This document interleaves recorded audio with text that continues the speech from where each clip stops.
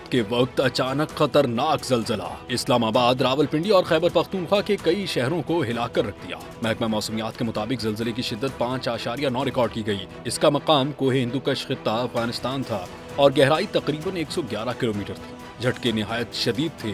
कई लोग घरों और दफातर से निकलकर खौफजदा हालत में बाहर आ गए और बाज ने कलमा तैयबा और इस्तग़फ़ार का विर्द किया।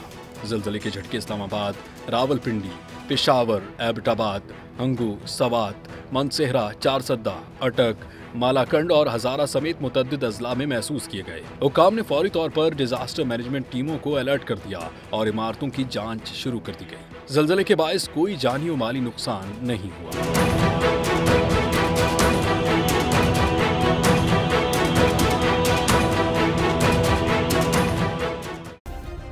सब्सक्राइब करें और बेल दबाएं ताकि कोई खबर रह न जाए।